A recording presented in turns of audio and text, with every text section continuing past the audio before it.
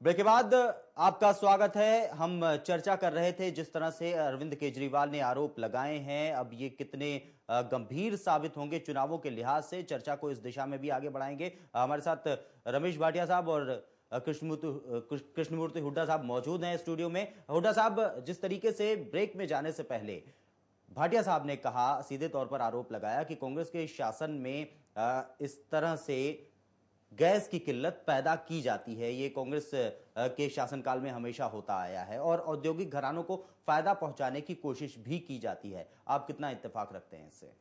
देखिए, ना तो किसी औद्योगिक घराने को मौजूदा सरकार ने फायदा पहुंचाने का प्रयास किया है जी। 10 बरस होने जा रहे हैं जी। एक प्रूफ दें ये भाटिया साहब के फलाने औद्योगिक घराने को हमने फायदा पहुंचाया है। आज इनकी स्थिति तो ये हो गई है कि अपोजिशन तो केजरीवाल कर रहा है कांग्रेस की। आज जो भाजपा है वो कहीं भी नहीं है। अगर ये मुद्दा इसमें दम होता कुछ तो भारतीय जनता पार्टी को उठाना चाहिए था। और हर मुद्दे को ये आरोप उन्होंने लगाया कि विपक्ष ने कभी नहीं उठाया, नहीं कर रहे कुछ। विपक्ष को भी पैसा मिला है। जनता पार्टी कुछ नहीं कर रही। भारतीय अब ये बीच में बोल रहे हैं, मुझे सुनने नहीं दे रहे। भाटिया साहब को अपनी बात कह लेने दीजिए। मुझे अब कुछ कहने दीजिएगा जी। अब ये भ्रष्टाचार की बात करते हैं जी। अब मैं इनको क्या कहूं कि भ्रष्टाचार में इनके बड़े बड़े लीडर नीचे से ऊपर तक सने हुए हैं भारतीय जनता पार्टी के।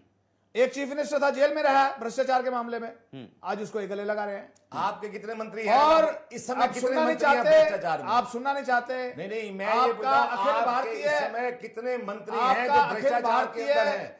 अध्यक्ष बंगारू लक्ष्मण, ये जो आप खेल का यहाँ दिल्ली के अंदर खेल हुआ, 2 साल की क्या हो रहा है? आप भ्रष्टाचार किस मुंह से भ्रष्टाचार का आरोप लगा रहे हैं? हम भ्रष्टाचार का आरोप लगा रहे हैं। आपको नहीं लगाना चाहिए। प्रमाण की आवश्यकता नहीं। आपके मंत्री आप समझ रहे हैं, गैस के लिए हर आदमी जानता है, पैसे के हर व्यक्ति जानता है गैस की किल्लत कितनी है। आप गैस एजेंसियों पे लाइनें लगी हुई हैं। आप सुनना नहीं चाहते, आप मेरी बात को बंद नहीं कर सकते। बिल्कुल। लेकिन भ्रष्टाचार के मामले में जितना आज बीजेपी शोर कर रही है, इनके नेता उनसे ज्यादा भ्रष्ट हैं। हमारे तो मैं ये कहना चाहता हूँ, ये तो मैं अपना बात कहना चाहता हूँ, हरियाणा की बात करते हो, हरियाणा में देखो हर आदमी आपके विरोध में खड़ा है। हरियाणा की बताऊंगा, कोई ऐसा आदमी है जो आपके विरोध में ना खड़ा हो? हुड्डा साहब, आप पूरे हरियाणा के अंदर घूम के देखो कि हर आदमी आपके विरोध में खड़ा है और हर आदमी कह रहा है भ्रष्टाचार है। आपका सीएम दुनिया भर की भाटिया साहब रोकना चाहूंगा आपको। पैसे खा गया। हुड्डा साहब, लोग इसके विरोध कर रहे हैं, आप कह रहे हो कि वो नहीं है। बिल्कुल, आप लोगों को रोकना चाहूंगा यहाँ पर। चलिए, चर्चा को गलत दिशा में नहीं जाने देंगे। जिस तरीके से गैस को लेकर के आरोप लगाया गया है, भ्रष्टाचार के तमाम मामले, तमाम आरोप बीजेपी कांग्रेस दोनों के नेताओं के ऊपर लगते आए हैं। इन सब के बावजूद फिलहाल का जो आरोप है वो चर्चा का मुद्दा है। आम आदमी पार्टी ने आखिर ये आरोप क्या लगाया है, कांग्रेस को क्या लग रहा है कि किस तरह, क्यों लगाया गया है इस तरह का आरोप? देखिए, केजरीवाल को जमीनी हकीकत का कुछ नहीं पता जी। मैं तो उनको बल्कि he is a product of media. जिस मीडिया ने उसको कहां से कहां उठा दिया, 1.5 साल में उसको मुख्यमंत्री बना दिया, आज वो उस मीडिया को भी गाली निकाल रहे हैं। आप देखिए उस आदमी की फितरत। और आज वो मीडिया पे अनर्गल और मिथ्या आरोप लगा रहे हैं, जो कि बिल्कुल गलत है। और वो असल में बहुत जल्दीबाजी में है। उनको बड़ी भारी सफलता मिल गई दिल्ली में, अब वो पूरे देश में देश के प्रधानमंत्री बनना चाहते हैं, जो कि वो कभी जिंदगी में नहीं बन पाएंगे। वो चाहते हैं कि किसी तरह लोगों को बरगला के, किसी तरह लोगों को बरका के, बड़े बड़े लोगों पे मुकदमे दर्ज करके, अमीर लोगों को फंसा के, और ये दिखाएं कि गरीबों का चैंपियन मैं हूं और कोई चैंपियन नहीं है। बिल्कुल भाटिया साहब, इस बात को करके वो इस देश की सत्ता हथियाना चाहते हैं, जो कि वो कभी नहीं आता। बिल्कुल, इस तरह के आरोप भाटिया साहब, क्या ये सियासी हथकंडा है आम आदमी पार्टी का, अरविंद केजरीवाल का, या फिर धुआं है तो आग भी होगी, ये माना जाए? देखिए, बात ऐसे है कि कांग्रेस ने ही केजरीवाल को पैदा किया जी।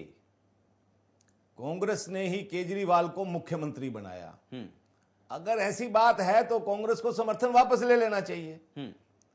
जब वो रोज इनको चोर कह रहा है, चोर आपको भी कह रहा है, रोज इनको चोर आपको भी कह रहा है, साथ के साथ ये कह रहा है ये भ्रष्टाचारी हैं। आपको भ्रष्टाचार रोज नहीं कह रहा उनके विरोध में केस दर्ज कर रहा है, वो आपको भी तो नहीं लेकिन कह रहा फिर है। भी कांग्रेस चुप है। कांग्रेस ये क्यों नहीं कहती कि हम समर्थन वापस लेते हैं? ये कहीं ना कहीं इनकी आपस में मिली भगत है, कहीं ना कहीं कोई ऐसा लेन देन है जो इनको चुप कराए बैठा है।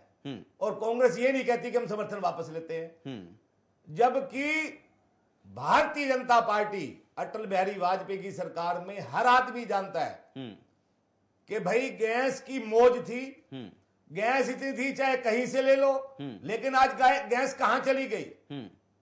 जबकि अंबानी ने अगर ये चाहते तो उसको, अगर इनकी सरकार रही है 10 साल, ये चाहे तो कहे अंबानी को और गैस पैदा कर देंगे, उसमें क्या दिक्कत है? गैस की आम आदमी को दिक्कत ना हो। लेकिन कांग्रेस सरकार की कहीं ना कहीं मिली भगत जरूर है जो गैस की किल्लत है। बिल्कुल हुड्डा साहब, इन आरोपों की खिलाफत की गई कांग्रेस की ओर से, ठीक है, चलिए खिलाफत की जा रही है, सियासी साल है, चुनावी साल है, जाहिर तौर पर सियासी कदम उठाए जा सकते हैं, आरोप भी लगाए जा सकते हैं, लेकिन एक गंभीर मुद्दा जरूर उठा है और गंभीर आरोप भी है। क्या कांग्रेस को इस मामले की वाकई जांच कराने में सहयोग देने वाली भूमिका नहीं निभानी चाहिए कि वास्तविकता का पता किया जाए? अगर वाकई कांग्रेस को नहीं पता, हालांकि कांग्रेस पर ही सबसे ज्यादा आरोप लगे हैं।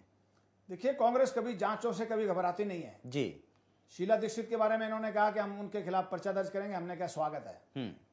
और हम चाहते हैं कि जिन जिन लोगों ने भ्रष्टाचार किया है उनकी जांच हो, वो किसी पार्टी के भी हों, और अगर वो भ्रष्ट पाए जाएं जी तो उनके खिलाफ पर्चा दर्ज करें, उनको जेल में डाला जाए। हम तो ये चाहते हैं। और भाटिया साहब की इस बात का जवाब देना चाहता हूं, अगर आपकी इजाजत हो। जी बिल्कुल। कि इन्होंने कहा कि हम केजरीवाल को समर्थन क्यों दे रहे हैं? जी, हम केजरीवाल को समर्थन इसलिए दे रहे हैं ताकि वो दिल्ली में, राष्ट्रीय राजधानी में बीजेपी की छाती पे मूंग दड़े। हमने तो आपको फेल करना था दिल्ली के अंदर, और वो हमने आपको फेल कर दिया। आज वो आपकी छाती में मूंग दल रहा है और आप लाचार हो बैठे हैं। हमारे पार्टी की छाती के ऊपर कोई मूंग नहीं दल रहा।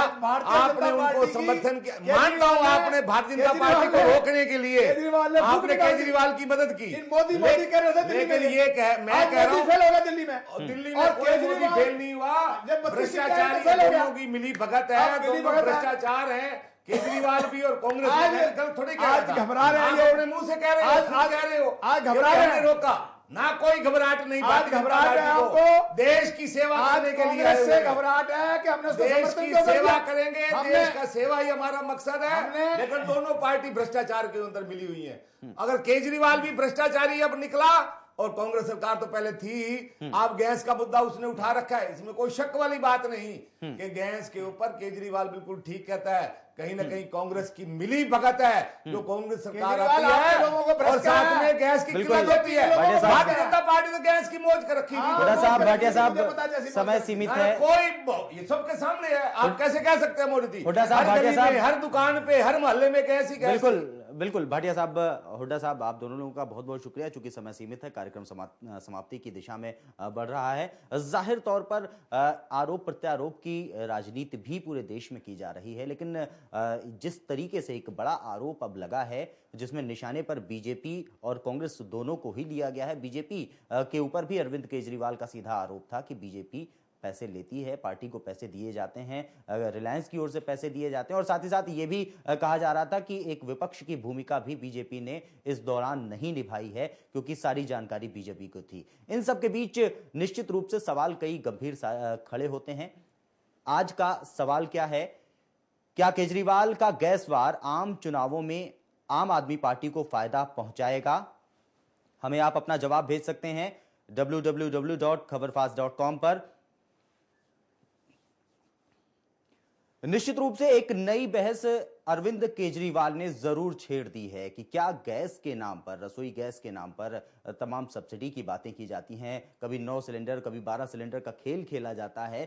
क्या इन सब के बीच आम आदमी को, देश की जनता को बेवकूफ बनाने की कोशिश की जा रही थी? ये आरोप जरूर लगाए गए हैं, लेकिन इसके पीछे की सच्चाइयां क्या हैं, इसको लेकर के आम आदमी के मन में सवाल कई सारे उठ रहे हैं। उनके जवाब भी जल्द आना बेहद जरूरी है। इसी के साथ वक्त हो चला है आपसे इजाजत लेने का।